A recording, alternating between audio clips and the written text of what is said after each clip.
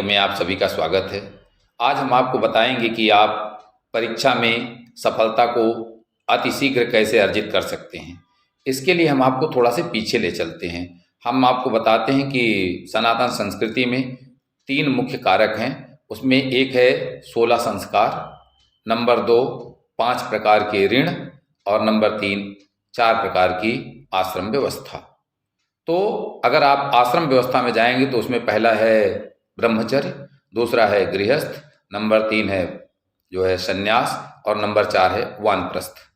और अगर आप संस्कार में आएंगे तो उसमें माता आपकी पहली शिक्षिका हैं और उसके बाद जब अनौपचारिक शिक्षा शुरू होती है तो वहाँ पर गुरु आपके जीवन में प्रवेश करते हैं और उसको उपनयन संस्कार कहा जाता है।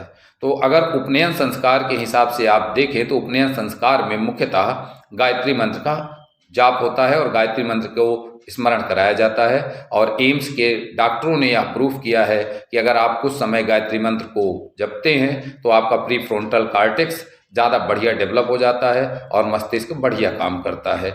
अब हम आगे चलते हैं। विज्ञान ये भी कहता है कि आपके 25 साल तक आपकी उपचय की क्रिया बहुत ज़बरदस्त होती है, आपके पास ज़बरदस्त एनर्जी होती है। अगर आप उसका प्रयोग करें तो आप अतिशीघ्र सफल होंगे। और यही हमारी सनातन संस्कृति भी कहती है कि 25 साल तक आपको ब्रह्मचारी होकर अपनी समस्त ऊर्जा को अपने करियर में उतार लेना चाहिए। फिर उसके बाद आपके चुनाव का नंबर आता है। आप अपने जीवन साथी का चुनाव अगर लगता है कि आप सक्षम हैं तो खुद कर सकते हैं, और अगर आपको लगता है कि नहीं माता पिता ज़्यादा बेटर काम करेंगे तो माता पिता उनको चुनाव कर सकते हैं। हाँ, आप जब भी चुनिए तो हम इतना ज़रूर बताना चाहते हैं कि आप माता पिता से उसकी अनुमति ठीक उसी प्रकार ले लेंगे जैसे चाहे जितना प्रतिभावान छात्र हो, जब वह सवाल लगाता है तो पीछे उत्तर देखता है, और अगर उत्तर नहीं आता है तो वह यह देखता है कि उसके सवाल में कहाँ कमी रह गई। और आप भी जब ऐसा चुनाव करें तो आप अपने माता पिता की सहमति ले लें। अगर उनकी सहमति नहीं है तो आप उसको देखें कि आपकी गलती कहाँ हो रही है। अब हम आपको आगे ले चलते हैं। हम आपको बताते हैं कि अगर आप अपने मस्तिष्क को और अगर आप अपने पेट की आंतरिक संरचना को देखें तो दोनों लगभग एक जैसे दिखते हैं। अगर आपका माइंड ठीक नहीं है तो आपको भूख नहीं लगती है। उसी प्रकार अगर आपका पेट सही नहीं है तो आपका माइंड अच्छा काम नहीं करता है।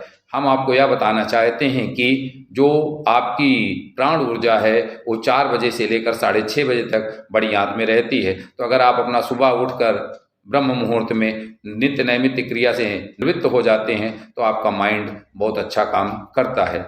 अब हम आगे आपको बताते हैं दूसरा स्टेप ये है कि अगर आप सात्विक भोजन करते हैं जिससे आपके पाचन तंत्र को कम काम करना पड़ता है तो आपका मस्तिष्क बहुत बढ़िया काम करता है। अब पाचन तंत्र को कम काम कैसे करना पड़े, इसके लिए आपको या तो मोनोसेकेराइड्स या तो ओलिगोसेकेराइड्स का सेवन करना चाहिए और पॉलीसेकेराइड्स से बचना चाहिए। मोनोसेकेराइड्स में मुख्यतः है ग्लूकोज, फ्रैक्टोज और गैलेक्टोज।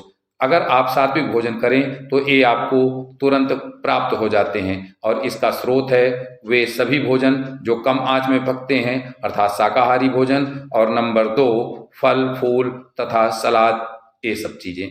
अगर आप ऐसा कर पाते हैं तो आपका मस्तिष्क बहुत बढ़िया काम करता है और आप विद्यार्थी के वो 5 लक्षण प्राप्त कर पाते हैं। 5 लक्षण कौन कि काक चेष्टा वको ध्यानम स्वान निद्रा तथैवचा अव अल्पाहारी गृहत्यागी विद्यार्थी 5 लक्षणम।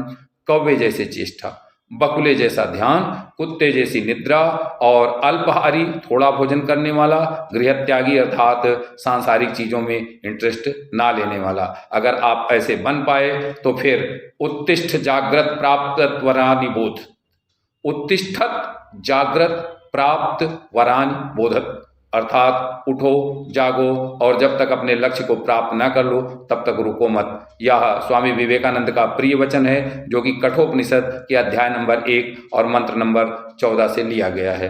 अब हम आपको अपने लास्ट सेगमेंट की तरफ ले चलते हैं। बाबा का ज्ञान, आपका सम्मान। बाबा आपसे पूछना चाहते हैं कि सात्विक भोजन का उल्लेख गीता के किस अध्याय में किया गया है। सोच पाए? अध्याय 17 श्लोक नंबर 8, 9 और 10। विवेक वैदिक एक छोटा सा प्रयास।